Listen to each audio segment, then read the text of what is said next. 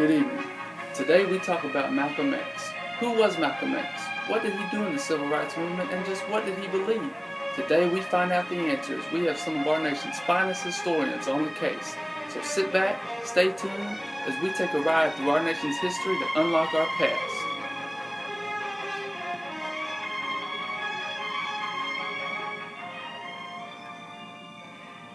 Malcolm X was an African-American Muslim minister and an activist in the Civil Rights Movement.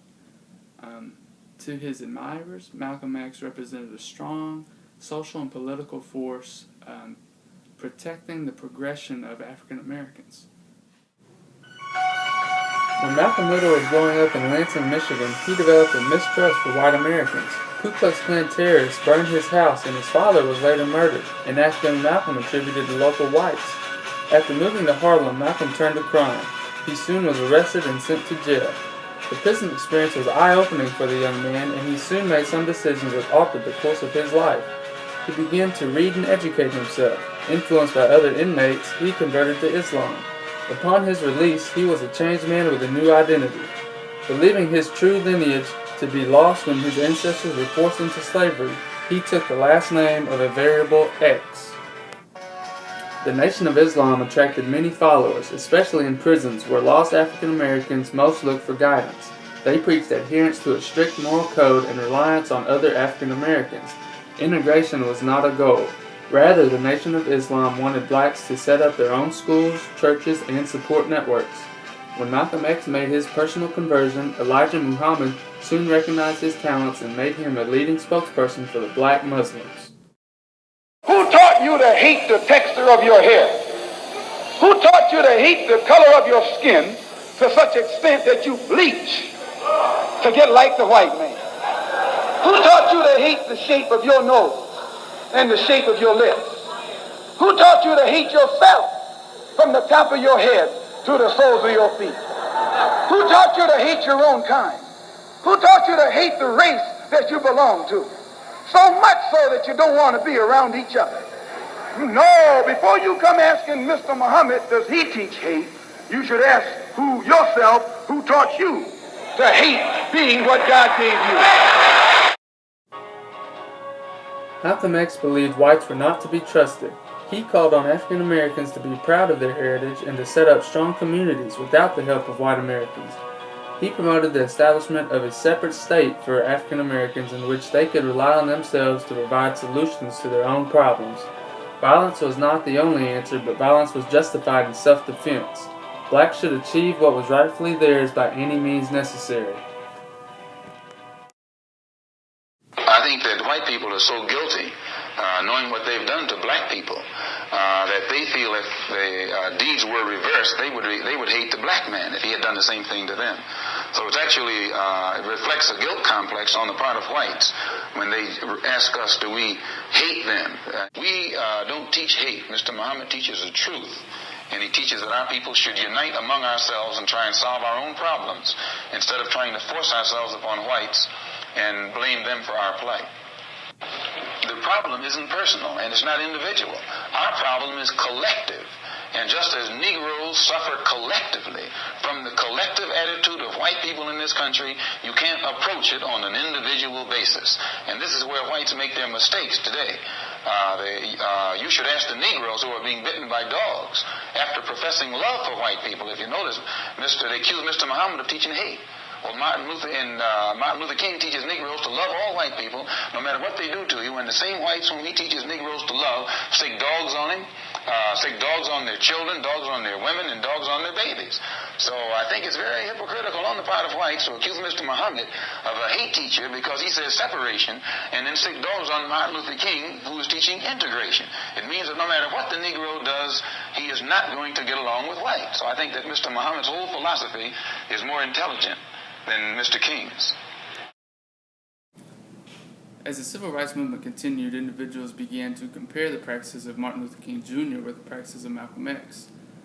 Both men were great social leaders of the time period and had amassed a strong following among the African American community. Two key differences distinguish the two men, distinguishing their practices and ideologies.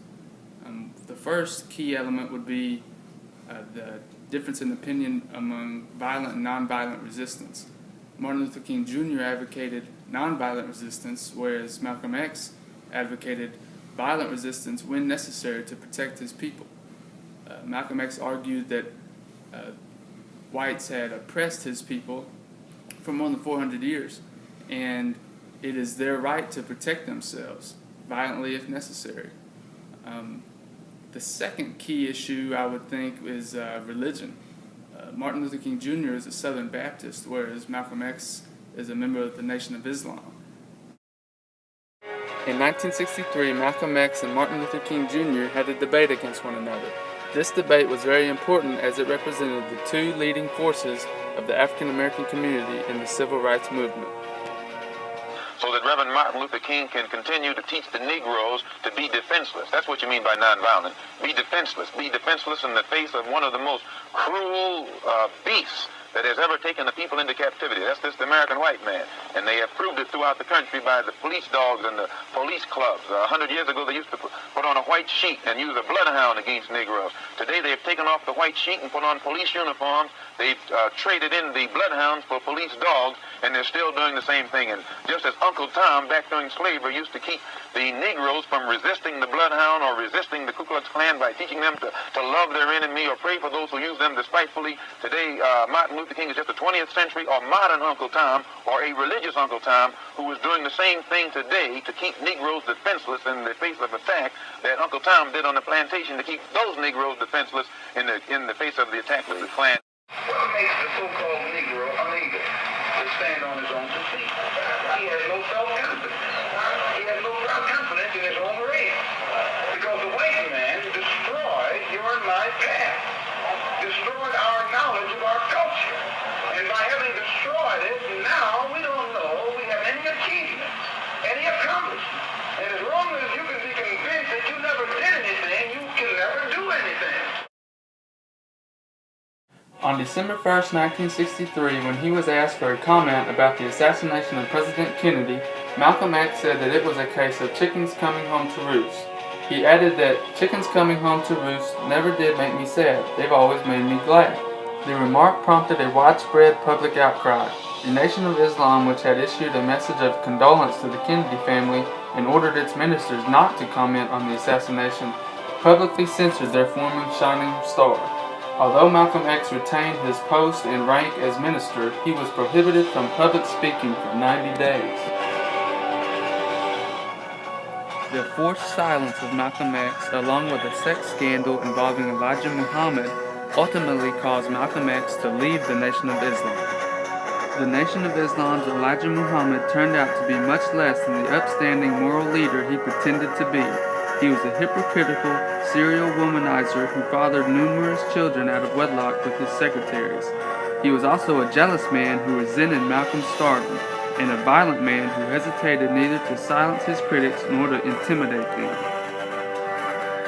On April 13, 1964, after Malcolm X had left the Nation of Islam, he left the United States on a personal and spiritual journey through the Middle East and West Africa. From his journey, he'd experienced what amounted to the second life-changing epiphany in his life as he accompanied the Hajj, or pilgrimage to Mecca, and discovered an authentic Islam of universal respect and brotherhood.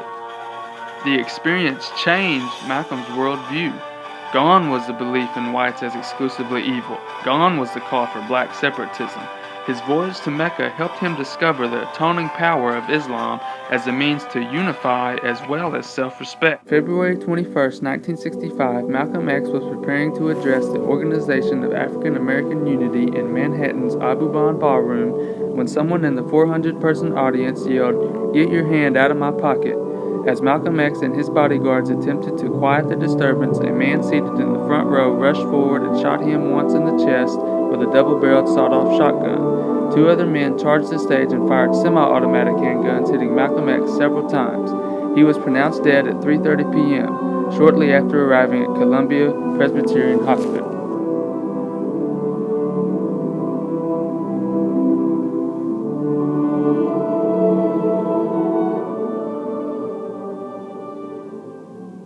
Do you believe Malcolm X was a black supremacist and very violent, or a strong African American supporter? History all depends on perception.